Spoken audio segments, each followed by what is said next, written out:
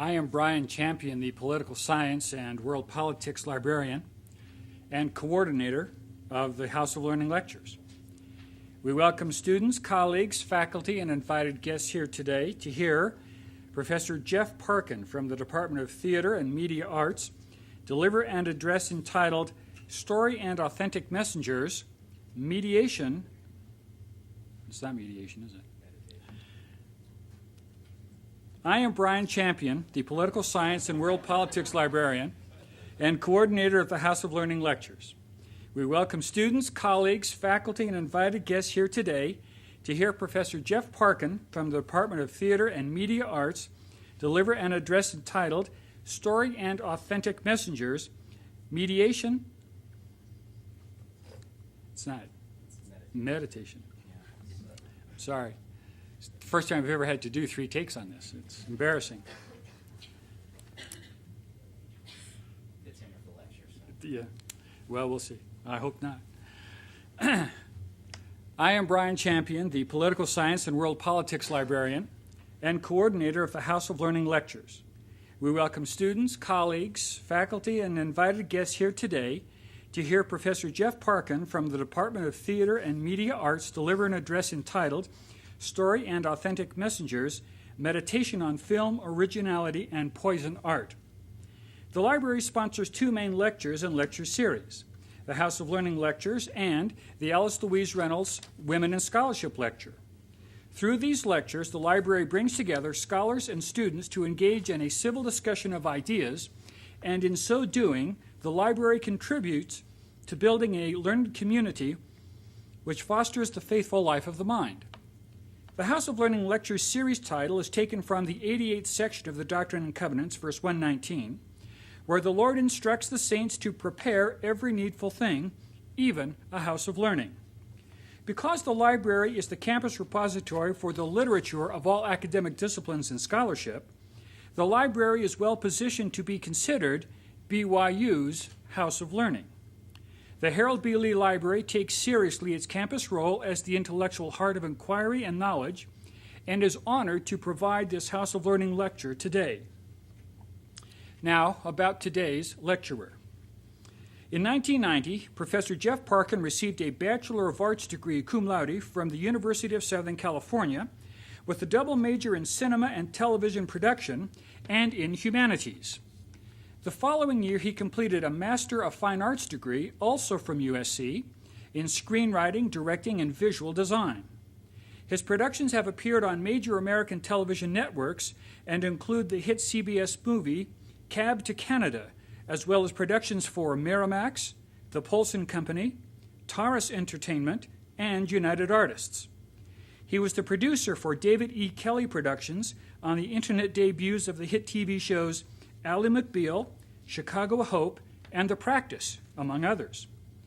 His media work has been shared with artists working for EMI Capitol Records, the audio home of the Beatles, who know something about originality, Fox News, and Canongate Productions, among a distinguished list of other clients. A member of the prestigious Writers Guild of America, Professor Parkin is also a member of the University Film and Video Association. As a writer or producer-director, Professor Parkin has earned 3 Telly Awards, which signify excellence in the production, writing, or editing of television commercials. In his sparse spare time, he has written a book on creative problem-solving entitled Breakthrough, published by Prentice Hall, and at BYU has typified the model of a modern student mentor. Whether through film or video, television or movies, recordings or books, Professor Parkin knows a thing or two about telling a story. It is a delight and a distinct pleasure to have as our House of Learning lecturer today, Professor Jeff Parkin.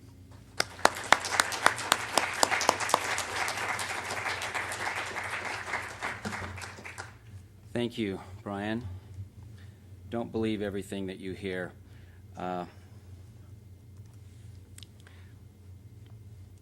I'm really excited to be here. I've been looking forward to this and want to talk about a topic that's has become very important to me since I've been here at BYU, and it is the idea of authenticity in our work.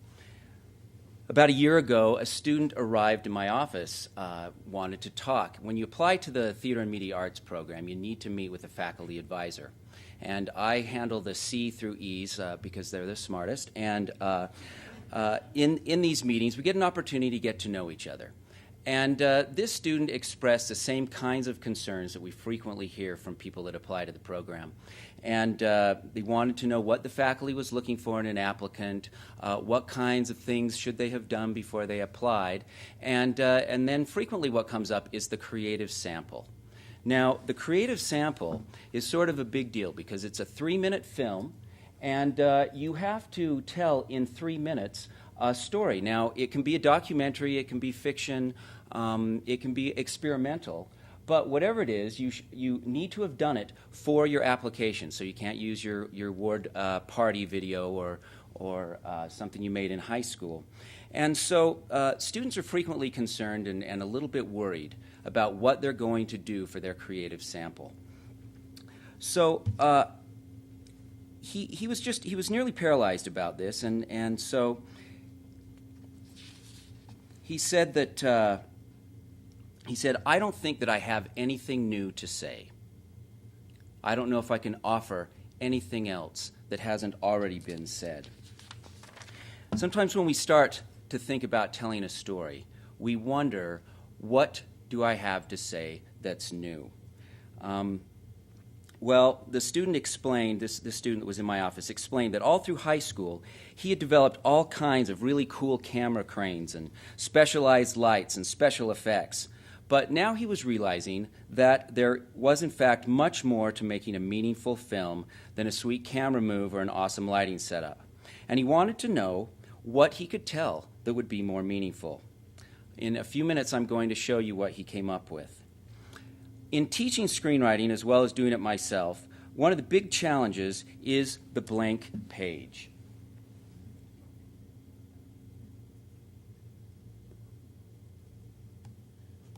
You starting to feel a little tension as you're looking at a blank page? So you sit down to write something, and you start to think. You might think of somebody like him, who seemed to know a little bit about writing and seemed to have some things to say. And then you think, I can't say anything that's going to be better than Shakespeare. And then you think, and if I try, it's only going to be garbage. And then you think, but I'm also a member of the church.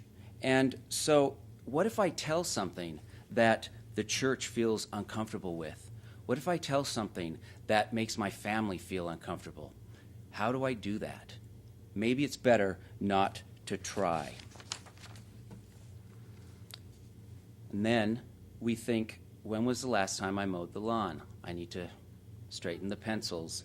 I don't think that I have talked to one of my colleagues lately. I'll go do that. But no matter what, for whatever reason, we want to fill the empty page. We want to be storytellers for those of us that are filmmakers and writers. And on some level, I think all of us have stories that we want to tell. When we tell a story, I think one of the things that we're striving for is resonance. When we start to think about the responsibility that comes to tell a story that has resonance, I think it starts to feel a little bit weighty. It connotes expectations, importance, weightiness, permanence, originality. And so if thinking about Shakespeare or garbage doesn't shut you down, thinking about trying to be resonant frequently will. And so one of the things that I've thought a lot about since I've been here at BYU is how is it that we can find resonance in our work? What sorts of things can we do that will help deepen the kinds of stories that we have to tell? In thinking about this, I came upon a quote by Sean Penn, the actor. You may have heard of him. And you may think that it's interesting to be quoting Sean Penn. He was talking about Clint Eastwood, in fact. And this is what he had to say. Artists have responsibility for the images they paint of the culture and for understanding what their intent may stimulate in interpretation and imitation. However, art is always subject to imitation by misinterpreters of its intent, and it is then that the artist's prior sense of responsibility is a somewhat forlorn and ineffectual thing, for which the artist is no longer accountable. Poisonous art is not so much a function of counterproductive messages as it is a creation of the inauthentic messenger. I think that that's a really interesting quote, very thought-provoking, at least for me. And I want to just break it down and talk about the sort of three pieces of it and focus mostly on the third. His first statement, which is that artists have a responsibility for the images they paint of the culture and for understanding what their intent may stimulate in interpretation and imitation, I think is something that probably most of us agree with. The idea that when we're creating something or telling a story, we need to think about what kind of an impact it will have. This kind of ties into the image of the church that came over our blank piece of paper. We want to make sure that whatever it is that we have to say will be right. The next one is, he talks about art always being subject to imitation by misinterpreters of its intent. And we know that that can also happen. Frequently in film classes, a student will make a film and they will show it and then realize that the response to the film is nothing like what they expected.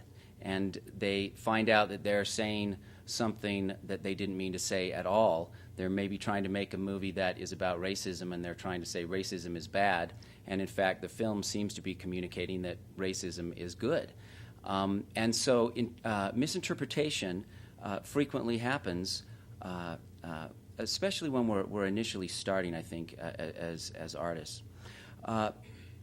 This idea that as creators, despite all of our good intentions in creating a work, our audience will still choose how they interpret the work. They may see the work as good, virtuous, lovely, of good report, or praiseworthy, or they may see it as evil or poisonous. In other words, our audience has agency. Interesting idea. This idea may also have some connection to the idea that a fundamental element of how we will be judged is the intent of our hearts. But we'll talk more about that in just a minute. When we talk about this idea as well, about the agency of the audience, it also makes me think about the responsibility that we have as audience members in the way that we receive someone else's work. I think of a young man in one of my classes that made a film about a missionary who experienced a crisis of faith. And as this student developed this script, he would get feedback from the TA and from me and from the other students, and they would say, this part of it really isn't working. This part of it is pretty on the nose. I don't know if this is really going to speak to the people that see it. I don't know if people are going to believe this. But it didn't matter what kind of feedback he got. He continued to cling to this idea that this was the story that he was going to tell, and this was how he was going to tell it. So when he finished his film, the film turned out pretty much like what we all expected. And it was this story of this missionary who is confronted by an atheist who is also an anti-Mormon. a very sort of a one-dimensional character who had all these awful things to say about the church and about faith and so on. And so the missionary goes away, and he feels very sad about what he's experienced.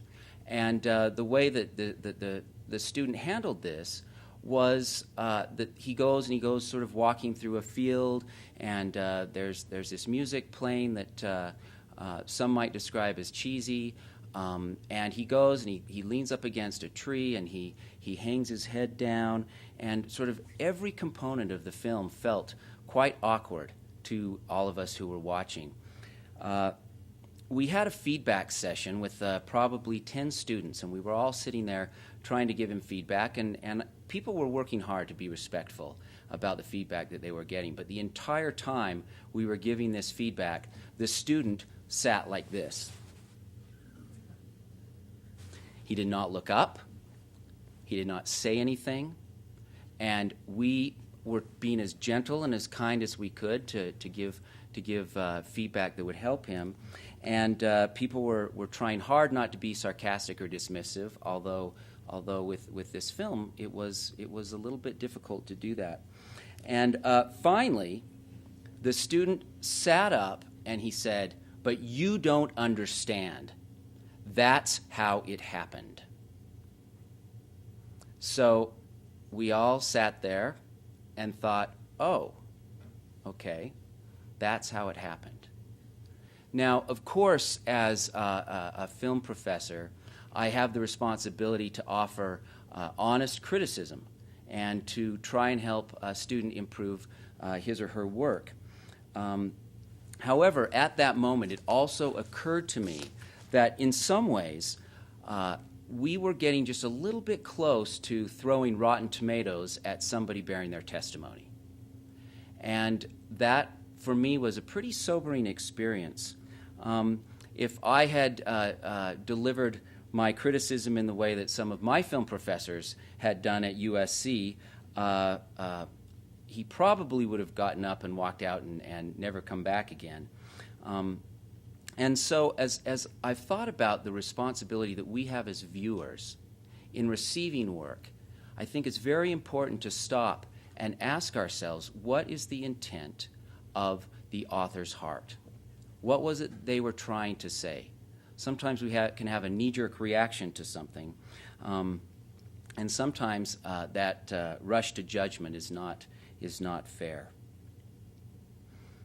Sometimes when we experience that, we may make the mistake of saying that the art that we're viewing is, in fact, poisonous or evil. Now, the fact may be that that is not accurate at all. There are also many other facets of this idea that we could talk about, but I wanted to focus for just a minute on our role in receiving work and trying to be as charitable as we can as we do that. Now, remembering that an audience must also exercise agency in the relationship with our work should give us some hope as creators. Why? Because after all we can do, we cannot control another's response to our work. In fact, when we try to do so, the work becomes lifeless, overbearing, pedantic. We might even say that the work is exercising unrighteous dominion. But no matter, the end result of trying to control our audience's response is the work simply does not reach them. It does not resonate. As members of the church, and even as a church, we might want to keep this in mind as we try to tell our stories. We have wonderful and important stories to tell, but what a tragedy if we tell those stories in such a way that we cause our audience to close off their hearts by being overbearing or controlling in the way that we tell the story. Frank Danielle was one of my mentors at USC. He was an amazing professor. He had had a hand in establishing or running at least 3 of the major film schools in the world.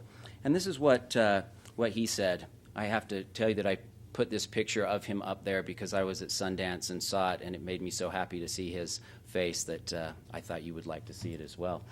Frank said, every writer is obliged to ask himself, what will the audience leave the movie theater with? What do I want them to feel? Not what do I want them to think. They'll think what they want, but feeling is something that is in your hands. For real masters, stories are vehicles. They don't tell stories to tell stories. They tell stories to create emotions. And in film, there is no other way to communicate emotion except by evoking it.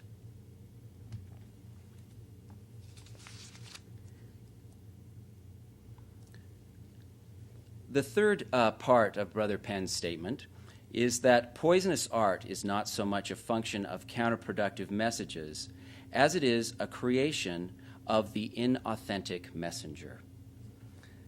I find this to be a very sort of, initially when I read it, a little bit of a curious phrase. Now, he has said this after he has reminded us the artist must approach his work carefully, considering the impact of the work, but also that the artist cannot ultimately control what the audience's response will be. So if we were in a classroom setting, at this point I would talk about what is poisonous art. I'd ask you to define what you think poisonous art is.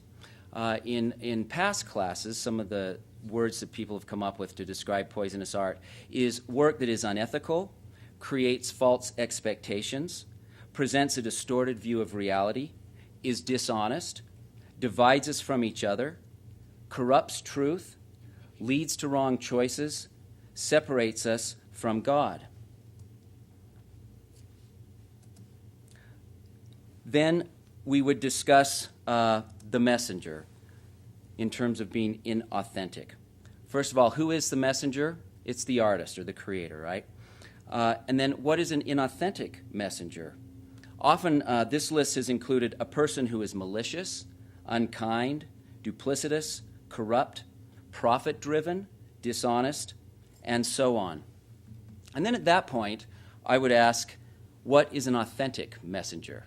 And of course, we could just go through and say, oh, well, it's all the opposites of the inauthentic messenger.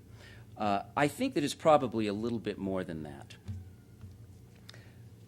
As members of the church, we believe that we are messengers. We certainly are as storytellers. Sometimes when we discuss this concept, I think of one who said that we are true messengers. And that, for me, gives an additional insight. As we continue, let me ask you to consider, what does it mean to be an authentic messenger? Why does an authentic messenger create work that is not poisonous, but is work that is generous, compassionate, unselfish, and charitable? Before we move on, let me note that not all of us are artists, quote unquote, in the generally accepted definition of that word. Sometimes I have a little bit of a problem actually with using that word, but it seems to be a word that communicates the best in terms of as creators.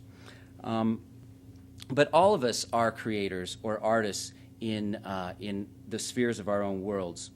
And so as we continue to think about this, I hope that you'll think about ways you can apply some of these ideas in the areas that you create, in your job, your major, your church calling, your family. So the next question for me is, how is it that we become authentic messengers? We want to be messengers who create work that resonates, and there are many ways to do that, but I would like to suggest one. When we think about the challenge of saying something new within a story, and then think about the idea that everything's been said, I would agree with that. I think pretty much everything has been said. Then again, I guess if everything hasn't been said, it's because no one knows to say it. And so the truth is we really can't say that everything has been said. So I can't vouch for that. Anyway, if we look at a story and say the stories that how have things already been said, we can look at plot. Pretty much plot-wise, all stories have been told, some kind of a variation on the same theme. Different writers have said there's 37 story forms. Some have said that there are 7. And in some ways, you can boil it down to those kinds of numbers. In terms of theme, we've told the same kind of story. we tell stories that say that love is good or greed is bad or the early bird gets the worm or don't hit your brother. All of those are themes that can be meaningful themes, and we've heard them all before. But there's one other component here that is where I believe telling stories that matter, that are original, comes in. And that is the theme or the idea of the storyteller. Now, the storyteller, as we've discussed, is the messenger. And I think as cliche as it all sounds, nobody has identical sensitivities, life experiences, points of view, and so forth. In other words, we are unique. Now, this may be, in fact, one of the most important aspects of originality. When we talk about being original, we talk about something that is unique. The only thing that comes to this process that is different is the storyteller, the messenger. And so when we are willing to be completely honest about who we are, that is when our work becomes original. That's when our work becomes authentic. This means that we need to learn how to own our strengths and our weaknesses, our mistakes, our imperfections. Our sorrows define us just as much as their opposites. They make us authentic. Too frequently as creators, we're not willing to be completely honest about who we are. And ironically, we are members of an organization that says we believe in being honest. Ignoring our sorrows and shortcomings in an attempt to become more perfect than we are makes us inauthentic messengers. Dishonesty in our work creates art that is untruthful, that others cannot identify with, and that does not connect. In other words, dishonesty creates poisonous art. One of the assignments that I give to my class, my writing classes, is an assignment called Significantly Significant Experiences. And that's where I ask them to write about something in their own lives, 10 experiences actually, that have mattered to them, that have had an impact on who they are. I would like to read you a couple of those. Hopefully the students that wrote these aren't here. Some of them are, actually. Glue. When I was in 5th grade, my class made paper mache fish. I hate gooey things, so I didn't want to participate. So I refused. Ms. Nash, who was an old, mean lady, said I had to. I resisted and whined. The kids caught on and chased me with glue and paper mache on their hands, and I cried. The teacher apologized. Crying on the trampoline. In the beginning of 8th grade, I lost my best friend, Mike. So I prayed for another best friend. I found him in Skylar Hutchinson. We started hanging out after school, and then we had a sleepover.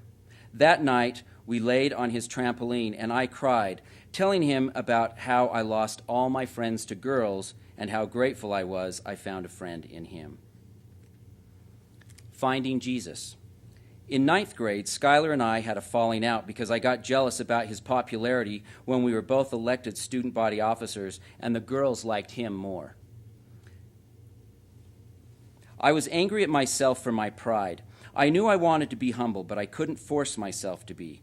So I went into my closet, yelled at myself, and cried. Then I started singing I Am a Child of God and felt the love of God. It was overwhelming and changed me. Now, it's very interesting for me standing up here to watch what has happened to your faces as I've started reading some of these experiences. Some of you looked rather bored in the first part, and I don't know why that was. But when I started telling you these personal experiences, everybody sat up and started watching and listening. And there is a power that comes when we're honest about who we are, not just on the happy side of things, but also on the things that we struggle with.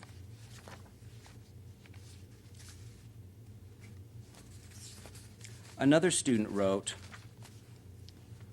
that he chose to write about an experience that was one of the most difficult experiences in his life. he said that he wrote about this because he has yet to even talk openly about the subject. And he says, I think it would be of benefit to me to document as honestly as possible what I felt and learned from this trial. About 1.5 years ago, my father passed away. What hurt most wasn't the why, the when, or where it happened, but how. On February 6th, my father chose to take his own life. And as cliche as it may sound, it was a day that I will never forget. The night of the 6th, I got a phone call from my mother. She couldn't tell me what happened over the phone, but in her silence and occasional whimper, I gathered that she wanted me to come home. The drive from Provo was the longest 45 minutes of my life.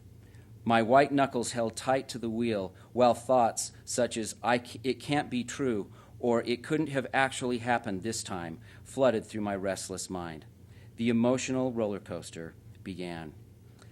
That week I felt every emotion I have ever felt, or even thought about feeling in my lifetime. I remember the tear-stained wads of tissue paper, the silence and the denial. I was hurt, angry, sad, afraid, relieved, at peace, and filled with regret. At times, I felt like the Rocky Mountains were slowly crumbling down upon my broken body. Other times, I felt somewhat uplifted and at peace. Some of the time, I wondered and still wonder why God would let my father go in such a way. I found myself questioning my faith and constantly falling back on the testimony I had just worked to strengthen on my mission a half year previous. You can see the power that comes when we are honest about what we feel and about who we are and what we've experienced.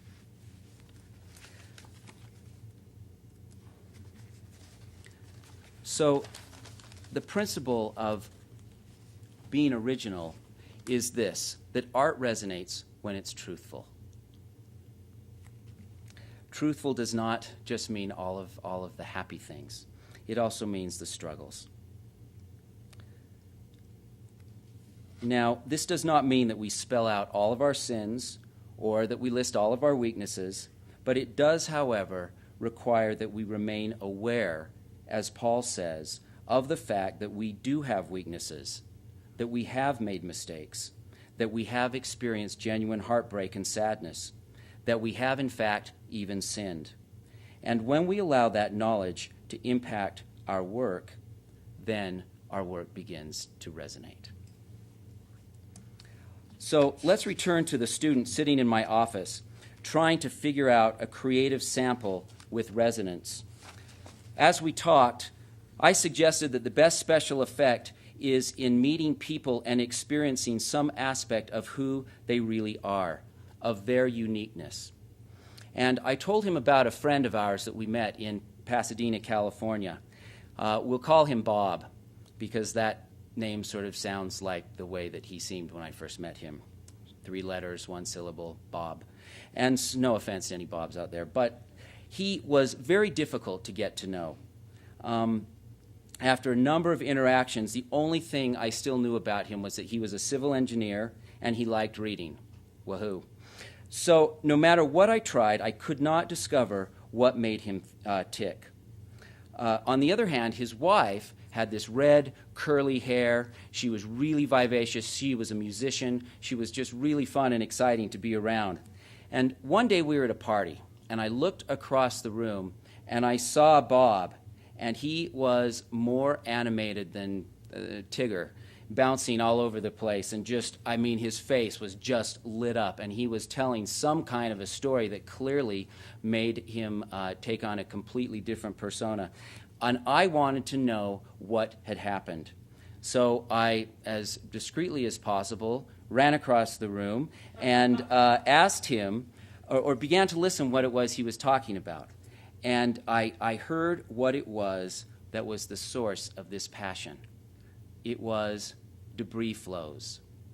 Now, I don't know if you've ever heard of a debris flow. I had not until that moment, and in fact never have again. But a debris flow is sort of like a mudslide. And it's when a whole bunch of mud and rocks, and if you're really lucky, old trash like old cars that have been left on the mountainside and so forth are picked up by this mud and it slides down. The really good ones actually go through communities. They go through houses, and there was one where they opened the front doors and then opened the back, and the mudslide went all the way through. And in fact, Bob had gone on a tour of the most famous debris flows in Southern California, and in fact was volunteering to take the guy that he was talking to on a similar tour. He did not seem to share the passion about debris flows. And so when I was talking to the student and telling him this story, I said that everybody has something that when they begin to explain it, they tap into some kind of almost poetic experience. And you watch as they're talking about it, and they're completely transformed. All of a sudden, what they're saying is original and unique. And so the student told me about his roommate. And he said, well, maybe my roommate would make a good subject for a documentary, something that a form that he had not really experimented with before. And so I'm going to show you the piece that this student turned in.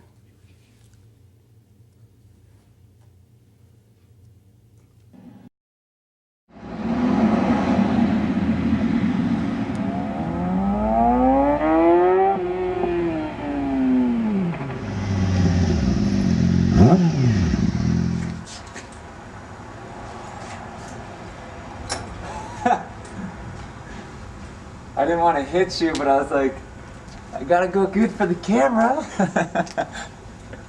Okay, I have this disease, this addiction, where if something's free, I'll take it. I go straight to the red tags, the orange tags, the yellow tags. And this is all the free things that I've gotten this month. I have about $23 worth of free things, like some Brute cologne, it's got some light bulbs, a toothbrush, some Adidas body wash. But this is just November. October last month, I had rebates totaling over $74 of free stuff. Going back into September, I had about $13. June, I had about $35. And the list goes on month by month. I'm the type of guy that goes to the very back, finds that bakery rack that has all the things ready to expire, and I'll grab 8 out of 10 of those items and put them in my basket. Okay, this is me. I'd rate myself on an 8 on frugality, 1 to 10. This is my brother Scott. I'd rate him a 10 out of 10 on frugality. Extremely frugal. My brother Danny. I'd rate him about a 1. He'll buy about anything that he wants. This is my brother David. I'd rate him about a 5. No. I'd rate him about a 7. He's pretty darn cheap. And this is my sister Kristen. She's about a 8. She'll buy almost anything that she wants. My dad, my mom, they don't buy anything really. So there was this online free lemonade stand. I said, heck, why not? It may be winter, it may be summer, but big deal, it's free. I may use it, I may give it away, who knows? So I got it. Here she comes. Oh, dust in my eyes.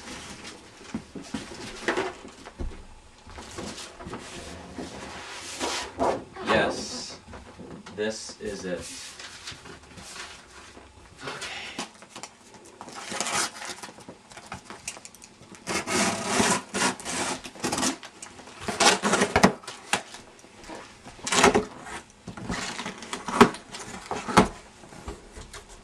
Here it is.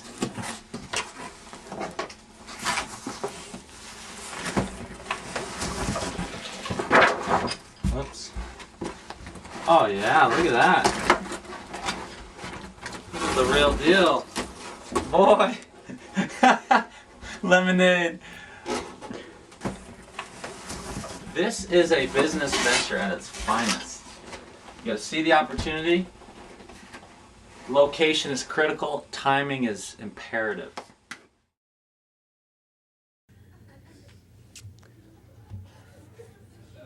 Now, not all of us are probably that fixated on saving money, but my guess is that all of us are passionate about something.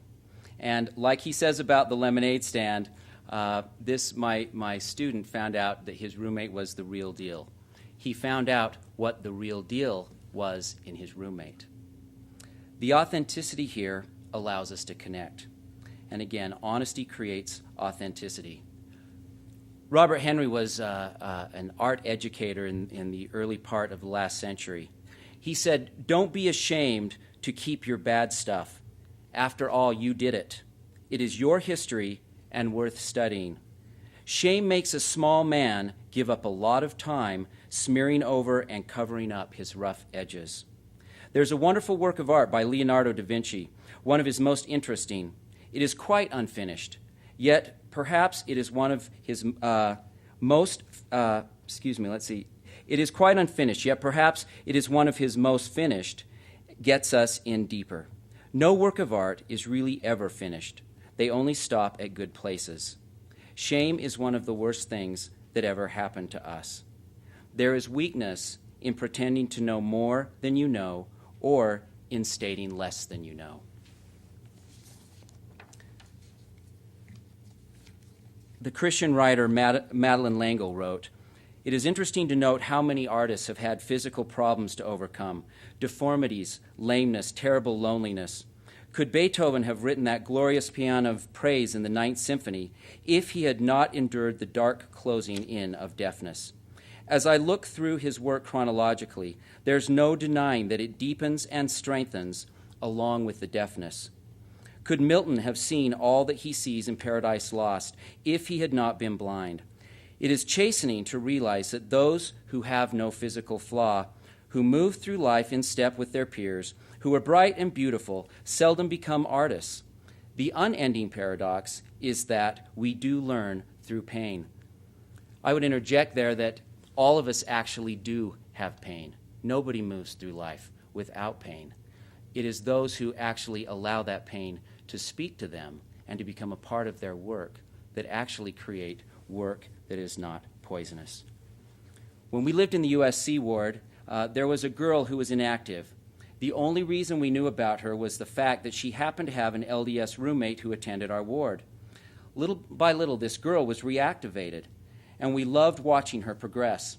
Finally, one fast and testimony meeting, she stood up to bear her testimony. She stood at the pulpit saying nothing. We were all pulling for her. Still, nothing. Finally, in her frustration, she blurted out a word that we can't say at BYU. It was a swear word, and she said it loud. Everybody froze. She froze, and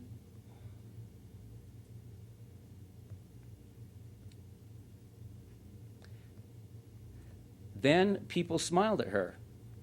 They nodded at her, and their faces told her that it was okay. And she proceeded to share her budding testimony of the gospel of Jesus Christ that had transformed her life. At the moment of her swear, we had two options: judge her or love her. The choice was no contest. We had to love her. Who couldn't love such naked honesty? That authenticity connected us. Think of those in Scripture who have acknowledged their weaknesses. Do you feel a special connection to them? Do they feel relatable? Like people you know, like you. Think of Alma the Younger, of Nephi, Moses, Paul, and even the Savior. We know of his sufferings, both because others, such as Alma, told us that he shall go forth suffering pains and afflictions and temptations of every kind, and this that the word might be fulfilled, which saith, he will take upon him the pains and sicknesses of his people.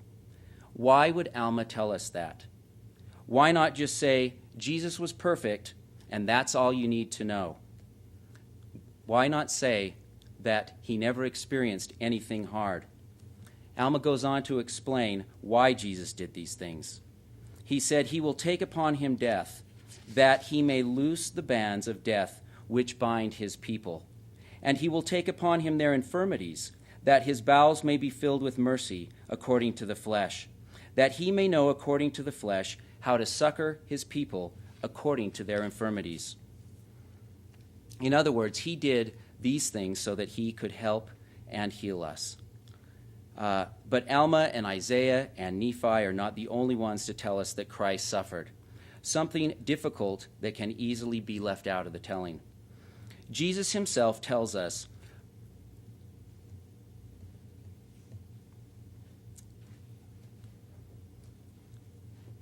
see, I'm being authentic right now. I have trodden the winepress alone, and none were with me. Can you sense the loneliness and the pain in that statement? He says that his suffering caused him, even God, the greatest of all, to tremble because of pain, and to bleed at every pore, and to suffer both body and spirit, and would that I might not drink the bitter cup and shrink. Those are very personal revelations. And there is no reason that he needs to tell us that, except that such honesty helps connect us. It resonates.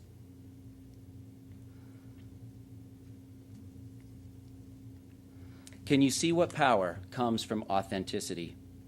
Knowing this about the Savior allows us to trust him and connect with him more. We have suffered, we have been betrayed, we have been alone, and therefore we know that he knows who we are. As you move forward in creating and telling stories, I hope that you will take the opportunity to reevaluate the ways that you approach your work. Ask yourself, are you including everything of who you are in your work? Are you being authentic? Are you creating work that is not poisonous, but work that is benevolent and charitable? Thank you.